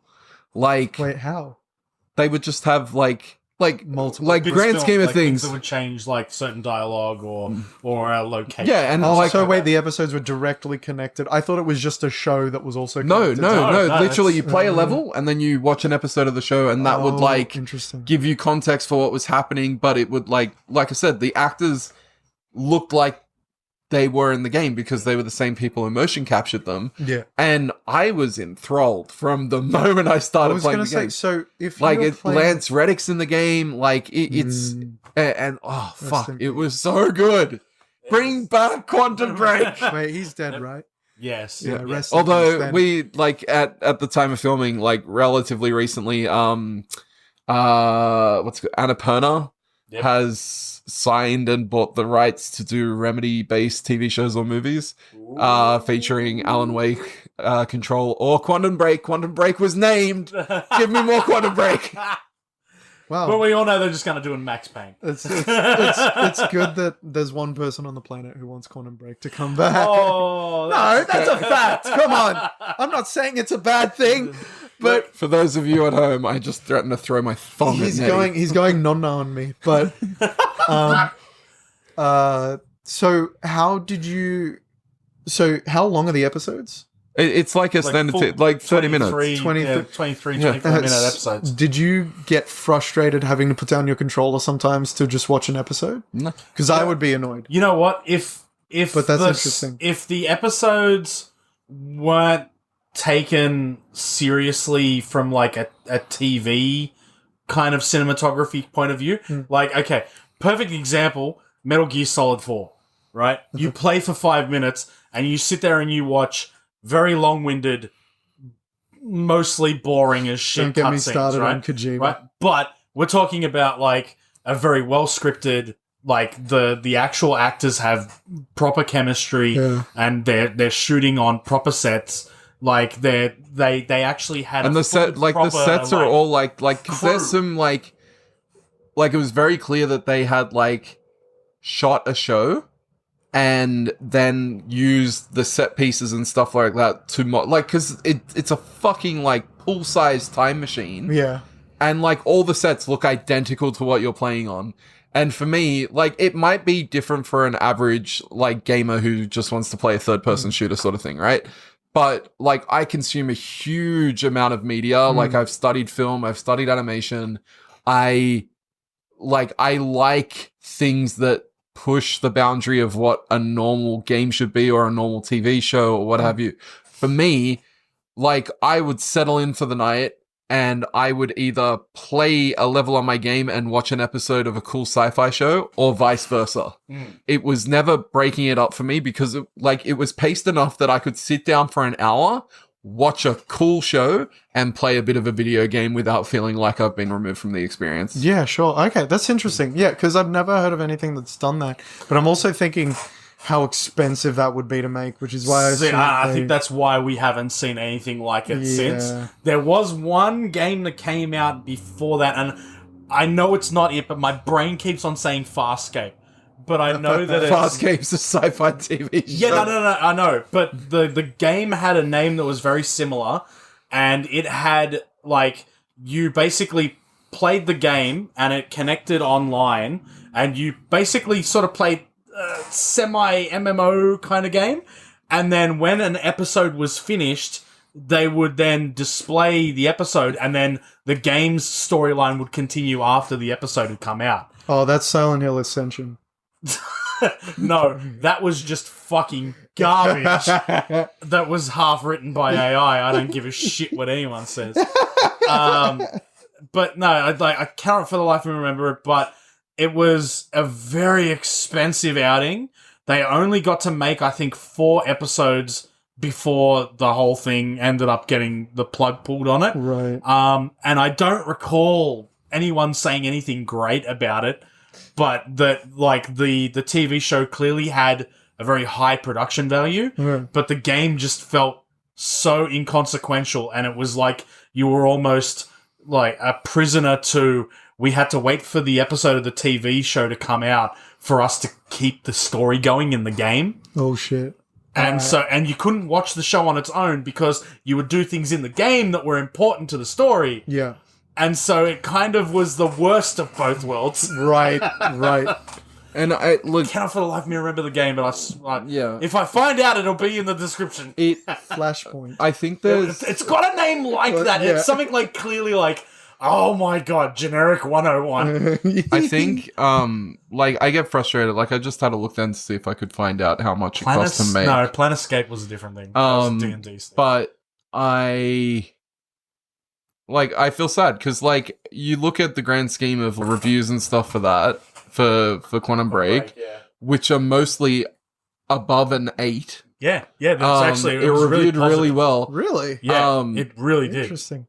It was such a really cool idea, and, like, as you said, we've seen a lot of games that delve into live action with, like, responses to what you do and stuff like that. There's whatever the fuck Hideo Kojima's working on at the moment. But definitely not Death Stranding 2, even though it's called DS or whatever. Yeah, there was really. Yeah, no, there's something really on the nose about it. There was another game. Boring. There was a game on PlayStation called Tell No Lies or something like that, where you had basically like a computer interface and you were seeing video diaries of different people, and as you go through the game, like, this whole, like, backstory would unfold of, like, such and such has cheated on such and such, or, like, this person's a serial killer in there, like you find out all this stuff, and you've got to, like, make Falling Skies, sorry. Oh yeah, Falling Skies. That was a game? Yeah. Yeah, that was a game. Really? Yeah. But yeah, sorry. Yeah, you're good. I learned What is something new. That just absolutely, like, I had to find out or I wasn't going to sleep tonight. That was going to really kill me. Yeah, so there is a game on PlayStation as well I played through called Telling Lies, and it is it's dubbed in its blurb as a video game about private conversations, and you would basically be like experiencing these almost video diaries or like video calls from all these different characters, and as it goes along, I think the overarching story is you have a laptop that has like a bunch of stolen NSA like conversations and stuff like that, and so you're privy to all these conversations, and as you go together, you piece together this story, and like, I'm a sucker for shit like that. I know it's not your average, like your average gamer's shtick, but as we discussed, like, I spend a lot of time in the indie space because of innovation, and some people might see it as a gimmick or something like that, but for me, it's like something to, you know, tell me a story in an interesting way, or like give me something to drive. Like, it was not a great game, but the immersion of games does a lot for me storytelling wise as well. And was it Silent Hill Shattered Memory on the Wii? Oh yeah. Shattered Memories. Yeah. Dan and I are two big Not- proponents of that game. Not a great game, in my opinion, but the fact... God damn it. Oh, y'all are just... No, it Jesus. was, like, don't get me wrong, it was okay, I love it. but, like, the fact that you would be getting, like, voices and stuff coming through the speaker on the Wii remote. As a phone, like a phone call. Yeah, that, damn, okay. like, stuff like that, it's just... It's another layer of the storytelling for me. Yeah. So, total editorial. Wasn't Falling Skies, although Falling Skies did actually do that. The game I was thinking of, remember how I said generic 101? Yeah. It's called Defiance. Oh, Oh, Defiance. fucking Defiance. Fucking hell, There we I go. remember that game. There we go. That's the one. Because I'm looking at it and I'm like, this looks far too actiony. I'm pretty sure it was like a big MMO game. And then I looked further down the list and Defiance came up and I was like, oh, no, that's the one I was thinking of. Yeah, no, there's I've forgotten the fucking name. I think it's called like You Are Away or something like that. But the game is I think it's free on Steam, but you are on a ship out of Earth's atmosphere to some other planet. If I'm remembering correctly, it's been a long time. But the concept is that you are basically on social media talking to your friends back home whilst the ship is getting further and further away from Earth. So the further and further away you get, the longer time between you talking to them is. And what they... Oh, And it's okay. just this really neat little game, and there's this melancholy of like still being connected to the people on Earth, but as time goes on, they get much older, and you get these little news broadcasts about what's happening on Earth, and it's just... It's really neat. And then there's another one, which is also you're on like an MSN Messenger thing. For people who don't know what MSN is, look at the fuck up. We have the internet. But yeah, you're on Away? Away. Is it similar to the game Away? It might be. I mean, it's Away, you I haven't are played Away. you are on the internet with someone who is trapped in a basement, and the only way that they have to communicate to the outside world is an internet connection directly to you. Oh, that's very And so interesting. you have to tell them what to do and where they should go, and if they should... Oh, there's a door here. Do you think I should try and kick it down? It's like, no, you shouldn't try to kick it down. Maybe you have a look around. So like there's options that you have to tell them what to do. Okay, interesting. It's not like that. Away is a cool game. And also, depending on how long you stay away from the game, you may come back and they could be dead at that computer. Right. Oh, Jesus, that's cool. Very, very cool concept. It's an indie game. Right. Okay. Awesome. No, I'll have to check that out. But no, so the game I'm thinking of isn't called Someone Is Away. The game I'm talking about now is called Emily Is Away.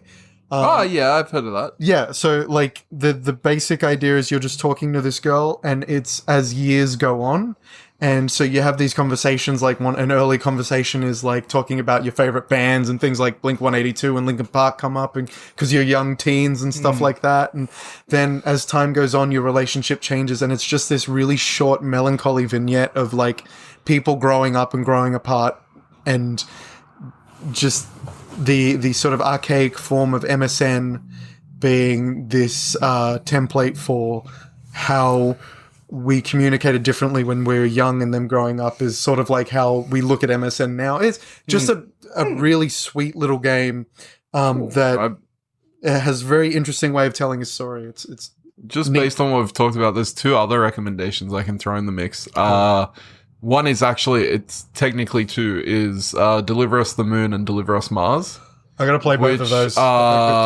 They're set in like post-apocalyptic world, and you're sent to the moon to try and like ascertain what happened on the moon base, and also if there's anything there that can help like stave off extinction on Earth. It's Okay. but it's like it's a very soul survivor sort of thing. Like you feel like you're on the moon, and like the way it communicates the story is really interesting. And then if you scroll over to the mobile world, like our phones, I think they've made 3 of them now. There's a game called Lifeline, where basically you install the game on your phone, you do the initial startup and give it notification access, and then throughout the day, you'll get text messages from a lone astronaut as like the person you're talking to. That's cool. And you can like it's all like I'm sure, like, now that fucking AI has gone rampant, they'll come up with an AI response one. Yeah. But, like, you've got preset messages to send, but it is kind of like that pick a path messenger, pick a path storyline, but it's just such a cool way to tell the story because I'd be looking at my phone and I'd be like, oh, hey, it's my wife. Oh, hey, I've got this notification on YouTube. And then I've got Lifeline and it's like, hey, are you there? It feels really cold up here today or something like that. Like, that's devastating. That sounds very interesting. It's such a cool way of telling a story. That, yeah, like not everyone's a console or a PC gamer. Like, we've got access to great storytelling in games on our phone now. Yeah, I think it's really rad. There's a lot of different avenues that you can tell a story in, which is really, really interesting. And yeah, like I mean, I don't have games on my phone, but I think that is a really neat idea that would be worth downloading specifically just because it works. Killing Time at Lightspeed was the game I was talking about, but yeah, no, that's really fucking interesting as an idea for a game. All right, a little bit out of the video game realm, but it's one that I have to absolutely mention. Myself and my friend Robbie and a few others played it. It's a tabletop game. I think I know the one you're going to say. Completely done through text. You are not allowed to speak to each other. Called Alice is Missing. Yeah, yeah. I've been wanting to play this game for a long time. Okay, yeah, that sounds interesting as hell. It does have a few beats that the game itself is supposed to hit, but it largely is done by the imagination of the players. Sure. So you can get some wildly differing like stories. However, in our story that we did, not only did we find Alice dead, but one of our players actually died in the events that happened in this game. I have never felt so gut-wrenched. Like, I genuinely had problems sleeping that night. Like, it was so investing and so immersive. And all we were doing was just communicating through texts. Interesting. So how does the game work exactly? So ultimately it starts off as Alice is missing. So you're basically a circle of friends from high school, and one of your friends has just suddenly gone missing. However, this is years after high school, and some have gone away to different jobs and all this kind of thing. And you've all kind of come back together because Alice is just absconded, and that's where ultimately everyone's like, okay, I've heard that like there's something wrong with Alice, like what's going on? So there are particular roles that are around like the table. You get a character sheet, don't you? So you don't really get a character sheet. You essentially just get there's the friend-zoned wannabe boyfriend. So there's archetypes. There's the ex-boyfriend. There's the bestie, and there's the class clown, and like so there are a couple of archetypes that you can actually pick from. But yeah, in our particular story, when we finally found the body of Alice, like in the back of a camper van, like almost gutted autopsy style, and then the one of our troop that actually found her then got chased by cultists, and she dies during like trying to run away, and she's like literally typing to us, like even though we're sitting across the table, she's typing to us, oh my god, like in like capitals, in full capitals, like oh my god, they're after me, shit, I just and then like it gets to like 2 letters in and then stops, and it's just like, what the fuck just happened? What the fuck just happened? So then she's no longer responding, but she has to sit there at the table, and the rest of us have to come up with this story as to how we find her.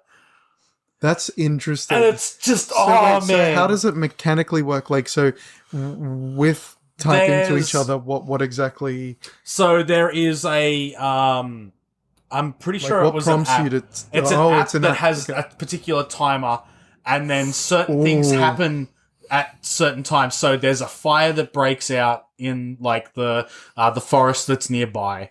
One of the characters has to maybe do don't something. spoil too much because I feel Yeah, like it's a I game. don't want to really go into it like the finer details, but the game really only gives you very generic kind of like, oh, this just happened, react sort of thing, right? And it's give you kind of like the mentality that you should be in, like. well, not even. It doesn't really even give you. But like that. by giving you the character archetypes, By right? giving Like you the you're archetype, you're like, yeah. oh, this is my best friend. Like this is how I and you respond. sort of play a this role. this is the person I want to spend my life with, but she doesn't return my love. But yeah, like but Jesus, it's Can we it play looks this? This so sounds good. fucking I great. think you need at least so 4 good. people, so maybe we'll do it after a recording once Danny's back. But yeah, it is absolutely gut wreck. Like it can really wreck you. If it wasn't a silent Shit, game, yes. I'd say let's play it on the podcast. yeah, it would be kind of pointless. that would be You just great. hear clickety clickety clickety Clickety click. clack.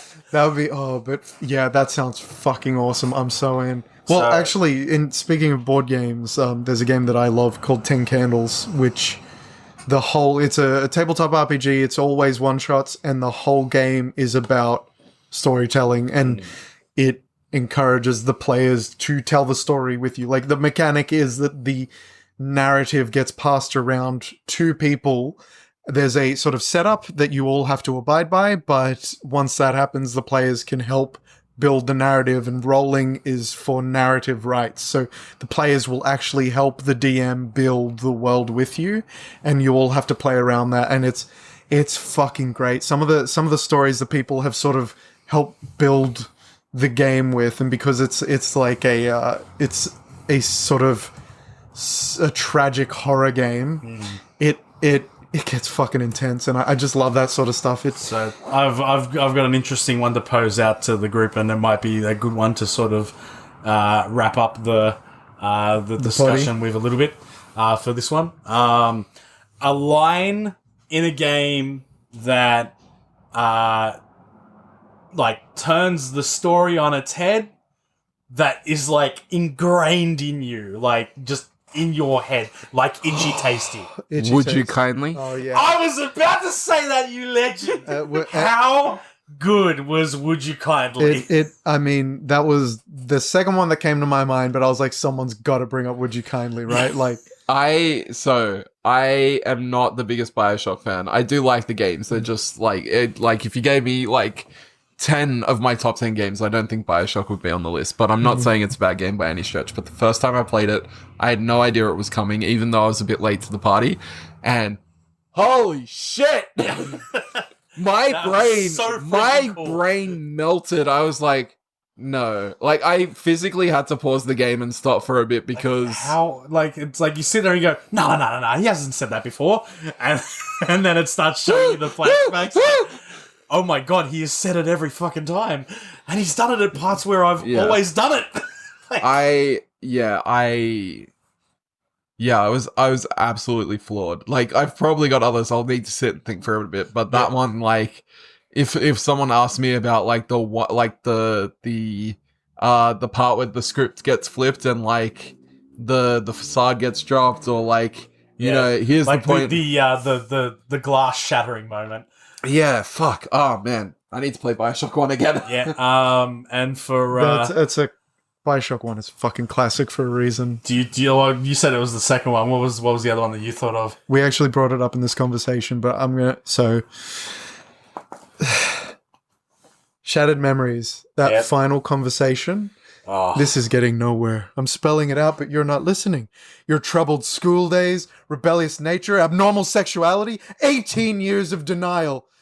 Denial that you had any parent who cared about you. Denial that your father was the person that he was.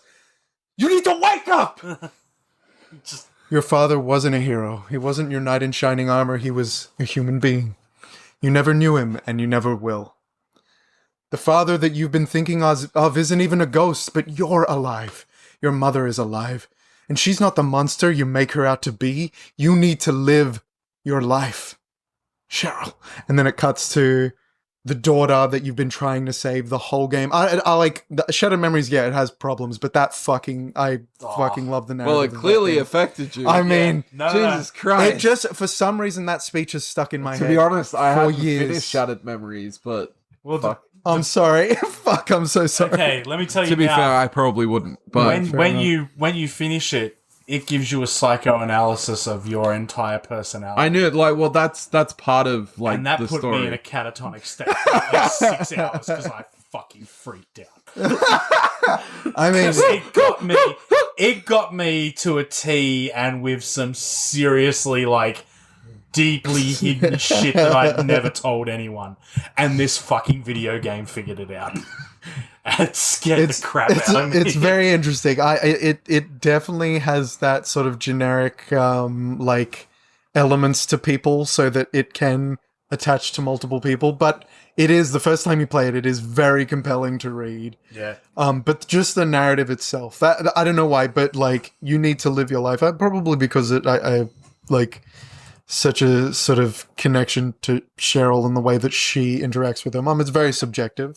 And so it's been a while. I can't actually remember if the story is good, but I do remember really fucking loving it. I actually think that reimagining of the elements of Silent Hill 1, as far as storytelling wise is concerned, I think it's absolutely freaking amazing. Yeah, for me, I mean, I don't want to go to the Silent Hill well again, but I mean, there's one from Silent Hill 2 that always gives me fucking goosebumps, and that's that, you know, James, honey, did something happen to you when we got separated in that long hallway? Are you confusing me with someone else? You were always so forgetful. Remember that time in the hotel? Maria? You said you took everything, but you forgot that videotape we made. I wonder if it's still there. How do you know about that? Aren't you Maria? And then the cold face changed to, I'm not your Mary. Yeah. Just, so you are Mary. I am, if you want me to be. It's like, everything about that I love. It's fucking just so good. That is the point in the story where you either really do understand why Mary is there and who Mary is, and you start to play the game a little bit differently, or you kind of play into what she's trying to be, or what she's supposed to be, and you start to play the game accordingly, adjusting to that, and then your ending changes depending. But I think one other line that really got me, and I did not expect it at all, was "Any objections, lady?" Can either of you remember what that one was from? I don't know if, like, I don't think you would have played it, Nettie. I don't know if you would have played it, Nettie, but I'm pretty sure that Pat would have. Metroid Fusion.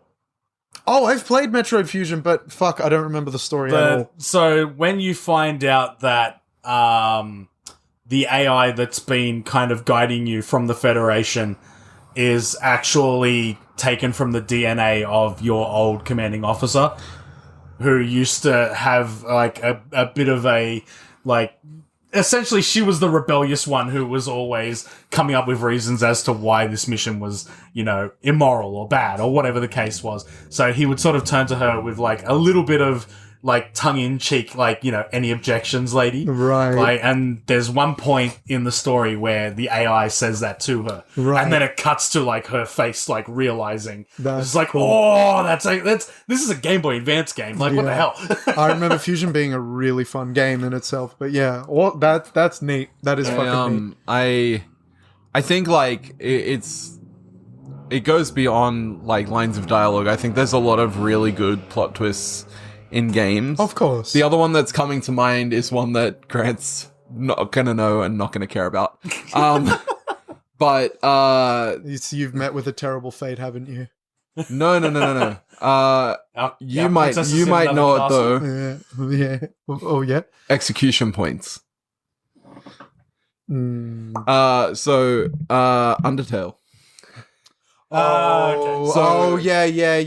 So XP, you play through Undertale, and as you play through, you defeat monsters. You're given a chance to spare them if you want.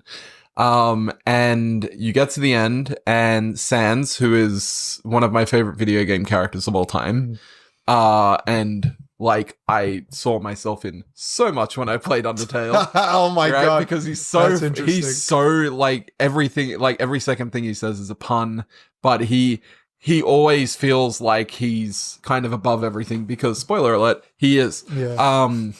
And he pulls you aside at the end of the game, and if you have done anything other than a pacifist run, which is sparing everything as you go, he will break the news to you that LV, which you have assumed is levels, is level of violence, and XP is execution points, which is then followed up by a fight with Sans if you have killed enough people. Which also, if there's a certain amount you have killed that's less, he won't fight you, or?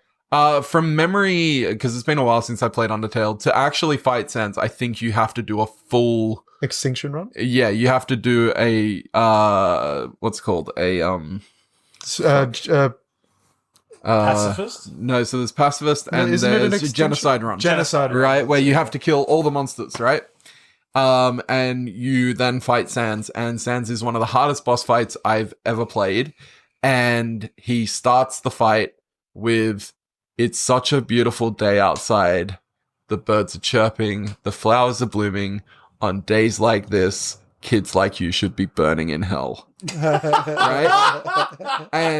But the thing about Undertale... That's a good line. Right? It is a good line. It's cool. But further emphasizing that he is kind of like above the timeline, because you find out like through the course of Undertale that like the game is aware, like has some self-awareness of like you saving the game and you playing the game multiple times, and there's different timelines, that every time you are defeated by Sans, the game remembers it and he taunts you for it.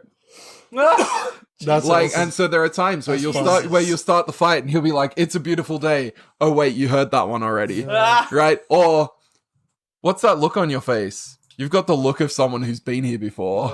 Like cool. that. It's got a bit of Pony Island sort of to it. Yeah, and look, it plays very much into the character. I really, really enjoyed that. But like, if you take it above that to like story plot points that kind of turned it on its head, there's so many great ones in games. Like, I don't know if you guys ever played what's it called, Spec Ops. Oh yeah, of course, that's a classic. And one. like the whole such an unexpected like game to be like that. When we worked together, I remember us shit talking it because it looked like generic shooter. It so looked like Call of Duty the spin-off. Yeah, like, totally. Really we were just bad. like, this looks like generic shit shooter. And then everyone just kept on coming in to buy it. Yeah. And boy, oh boy. And yeah, just the fact that like he'd been hallucinating the guy doing the shit stuff the whole time because it was him doing the shit stuff the whole time, and that you were playing the bad guy. And along those lines, spoiler alert to something that we've already discussed, Heavy Rain. Oh yeah. One of the playable characters is the serial killer, and you sit there and you're like, fuck, like if you trace it back, you've like gotten away with doing so much. Yeah. I love those moments, and like it feels like it adds to the levels of immersion with me. Like the other one that I can think of, I just needed to remember the name, was Braid. Oh, sure. Oh yeah. Did you ever finish Braid? Yeah, of course. I never did. Yeah. Yeah, so Braid, absolutely, such a beautiful, like, colorful game, is basically about a guy who was friend-zoned. Yeah. And he's basically trying to use his time manipulation powers to force a woman to be with him. Yeah. Oh my god. Yeah, it's yeah. It's shit. fucking, I need to go back. I need to play Braid. You should, especially because it uses Mario as like a reference point for that relationship. Very much so. It's Braid is a very neat game. But are there any other plot twists we want to call out before we wrap up the episode? I think You're not playing a snake this time. Oh, don't even get me started on that. Jeez, that was in a bad way though, because no one likes being Raiden. I'd only just. No one likes being Raiden in Metal Gear Solid 2. But they fucking fixed his character big time. In Revengeance. Revengeance is a whole different beast. And how. But, so, I think the first big plot twist in a game that really knocked me for 6, that's a cricket reference, by the way. How Australian. Would be Final Fantasy VII, when you find out that Cloud is just living through the memories of like his best friend in Soldier, and is like kind of living, almost stealing his identity. Like that whole turn of the story absolutely blew my mind when I was playing it. And I mean, going back and then being able to play Crisis Core later just felt like, oh man, it's just, I don't know, just that was probably the first big one that I was just like, you can't do that. Like, I thought I knew what was going on with this character, but now you're telling me that like it wasn't that at all. And in fact, he couldn't even become like one of the big guys. He was just a lowly little grunt. He was a cadet and couldn't get any higher than that. Yeah. I love that. I thought that was so good. It's, I mean, this whole sort of conversation has been just sort of us gushing about, like, we've discussed things, but like a lot of our gushing over sort of favorite games and favorite stories. It's like a good story will stick with you forever.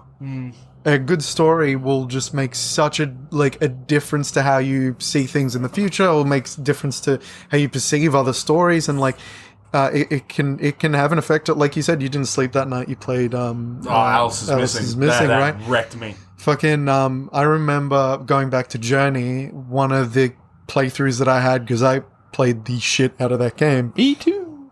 So good. I remember like having this really emotional moment where I was playing online, and because that game had an online feature at the time, people would just randomly come into your game, for people who don't know, and you would both be these characters going through the world together, and you could help each other by sort of flying next to each other and helping each other fly, and you would like ping each other noises to sort of communicate. But that was it. There was no voice chat. There was no text chat. Yeah. But the game had sort of this dynamic system where the sand and the snow under your feet would decompress. Right? Yeah, it actually had proper physics to it.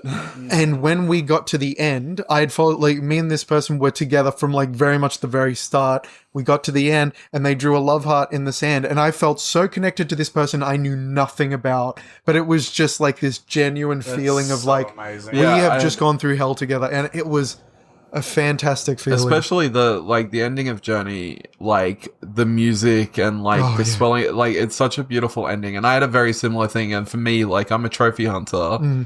I had that trophy pop of like spend 75% of the game with one other person. And I don't know if it's changed now, but at least initially with launch, you could never find out who that person was. Like you couldn't find it. You couldn't there was reconnect with no them. like gamer tag, And it on was the top just of it was anything. just a genuine moment with another player, and that's beautiful. Yeah, it's fucking cool. On top of that, I like What Remains of Edith Finch. That game is fucking interesting as a story. And Yeah, it's a it very is. story-driven game. Like, yeah, goddamn. There's a Play similar games with game. stories. I don't know if it's made by the same people, but there's one called Gone Home, which is Oh, about yeah. like a It's not the same people, but everybody's gone to the Rapture, which is also a great one. I've heard of that one. That one looks interesting. But maybe on that note, let's end on that with what is a game story. It doesn't have to be everyone, but what is one game story that's going to stick with you? Like, that's affected you enough that you're never going to fucking forget it. Well, I mean, I think we pretty much all just said it. I know, but Okay. let's just highlight it. I mean, I've brought up Soma already, but Simon Jarrett and Catherine Chun, their story is just fuck. It's gonna stick with me. Just the last sentence you hear in the game fucking breaks me every time. So I think that and Journey, that moment in Journey, will always fucking stick with me. But there's so many. There's so fucking many games that stories have stuck with me that will just, I guess, will always be, like, I'll always cherish them. They'll always be important to me because they wanted to tell something that was important to them, or they just wanted you to have fun. And it can go from either end, right? Like, you can just have a fucking blast with something because it was fun and goofy, or it was just fun and enjoyable, or it wanted to ask you some serious questions about yourself or about the world we live in. And like, I think we can have any story from anywhere in between. If it's done well and if it's done taken seriously, even if it's not a serious story, if it's done with enough care, you could tell a story about goddamn anything. So, yeah, What about you, Stubby? I mean, look, my first obviously go-to as far as story is concerned is always The Darkness and Silent Hill 2, as I've already spoken about. But I think one story that will always stay with me, probably because the game itself is so fucking bad. And it's just like, why do you have such a good story if you are that terrible and you clearly only spent all the money on the script? That's Terminator Dawn of Fate. And the fact that it's an IP that has seen some terrible fucking stories in its movies, which I haven't seen Terminator Zero yet, and I need to rectify that very soon. But it actually has a really cool take on the Terminator story that they've only really given us glimpses of. In the first Terminator movie, Kyle Reese says that he's one of Comtech, sergeant under a Sergeant Perry. Sergeant Perry is one of the three main characters that you play in Dawn of Fate.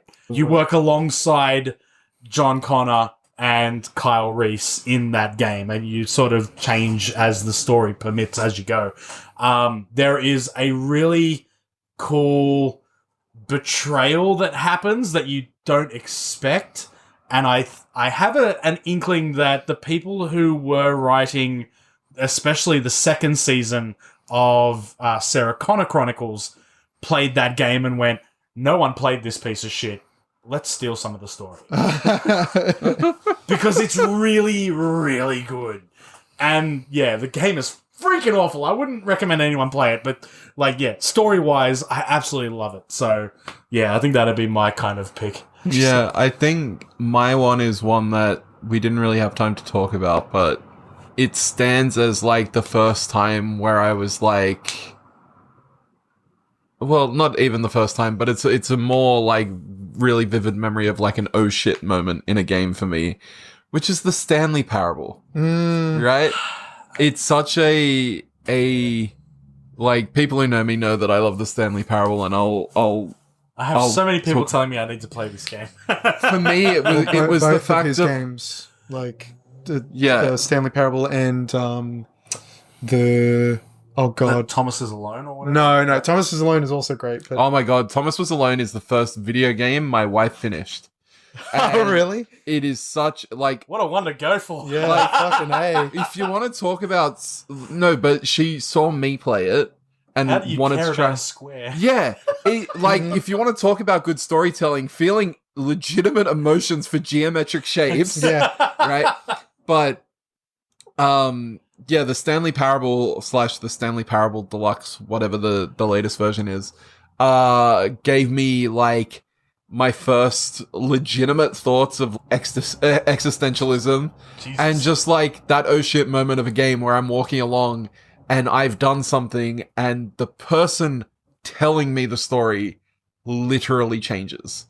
Like where he will mock me for standing in a broom closet, right? He will you have that moment of you're walking along and you're given two doors and the narrator says, Stanley went through the left door, and your brain says, but what if I go through the right door? Yeah. Right? And then having the narrator be like, no, I said Stanley went through the left door, and he literally pulls you back to that moment.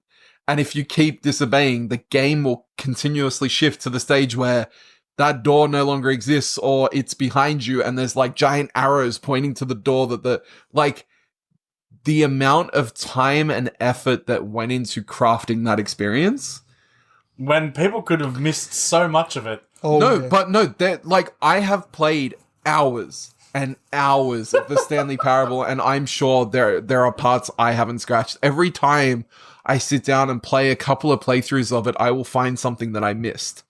And that's something. I can't speak for the latest version, but at least when it initially came out on PC, there were experiences that you could only do if, like, the playthrough you started met some criteria, right? Like, you will walk into, like, because you're in, like, an office building, you'll walk into the conference room, and sometimes there might be paper on the floor. There's no explanation as to why, but it's like part of this giant flow chart that who knows where the fuck it ends, where it's like, if you start the game and there's paper on the floor, then you can do this, this, this, and this.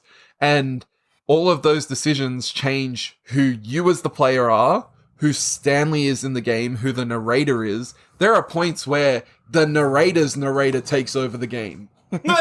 Like, it is... Have you not played the Stanley? I haven't. Not. It is... That's what I said. Like, And I've got so many people telling me I need to play it. As a story blast. and as an experience, I don't...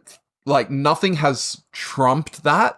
There is a really cool special edition that's actually coming out physically. Like, Really? Yeah. Yeah, might but be worth honestly, picking up. it's one of those games that, Really like that game. like, I gave it to my wife and I just said, go. Yeah, Let's like, see. just Let's see see how you go. It's very simple. Like, you don't need to know much. You just need to know how to walk, like WASD, and that's it. Yeah, Click or on like things, use a maybe. joystick. Like, Yeah. there isn't really a jump mechanic in it. You can jump. There is like in the deluxe version that they've just released, Oh, there is that's the right. jump circle Yes. that you can jump in 20 times, and that's it, because people complained you couldn't jump in the It's original. fucking great. Oh, that's brilliant. Right, Dude, That is brilliant. breaking the game is part of the game as well. There's a part where you can. It's like, oh, I've actually Like broken the almost game. GLaDOS-like levels. And then Or the like, game's like, oh, it's by the so way, much, we knew like- you'd end up out here.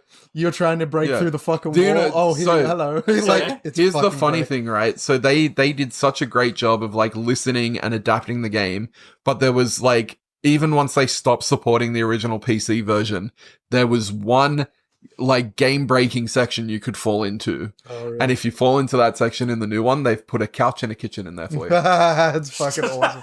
And written dialogue for if you fall down there. that's amazing. I believe the creator is named Davey Reedon. I just looked up his company. I've forgotten the company, but I know Davey Reedon. And he also created the Beginner's Guide. If you, Oh yeah.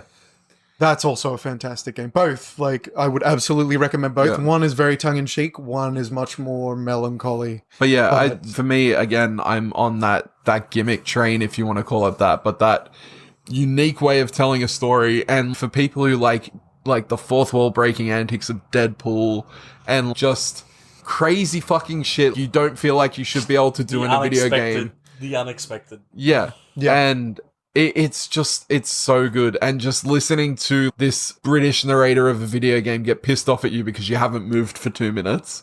Like, the door's right there. Just fucking go through it. Stanley honestly. decided to stand in the broom closet and not go anywhere. Because Stanley is an idiot. What kind of person would stand in a broom closet for 5 minutes? An idiot, I tell you. An idiot. And oh my Okay. god, it's All right. just so good. And it's that tongue-in-cheek thing of you're being told to do something and you can do something else. And yeah, there's no limits. Like the other thing is, because there's like a gameplay loop for it as well. If you try to, like, you might get to a point where there's a pin code or something.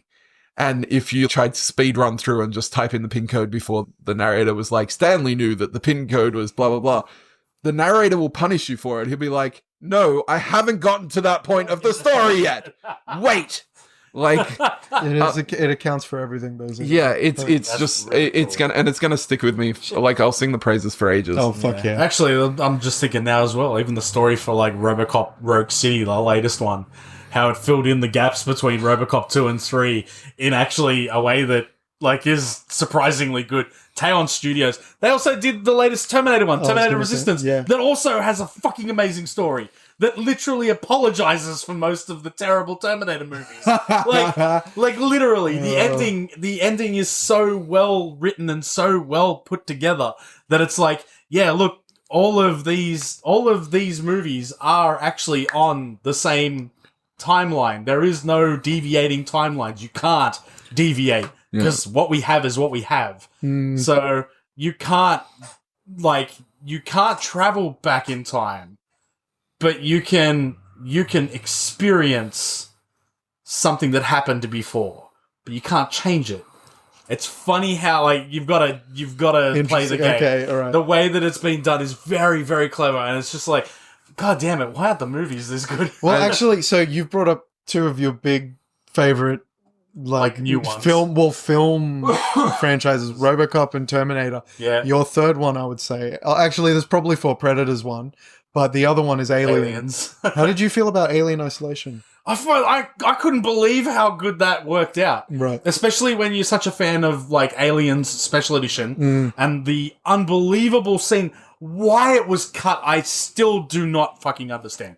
But when Ripley finds out that her daughter had died at the age of 56, and you know, you get to see this picture of her, which they used Sigourney Weaver's real life mother as the photo of her daughter, so that Did they had really? that, yeah, so they wow. had the likeness.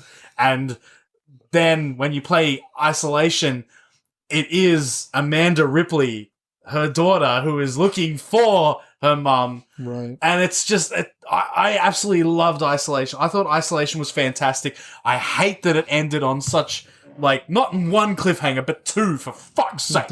Like, you scumbags, finish the damn story.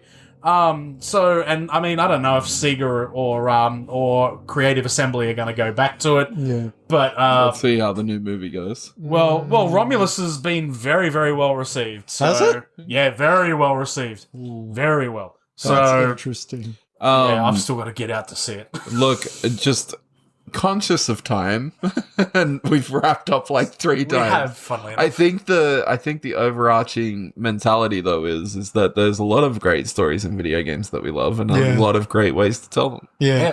along with some really shit ones. That's true. Oh, yeah. Thanks for joining us. Yes, thank you for coming Because up we with weren't coming apart, then we needed to be joined. That's true. Like super a glue. centipede. Human centipede. All right, Yeah. I'm wrapping up there. Thanks. It's been the Finally Press Record podcast. Thanks, guys. Love you. Bye. Sorry.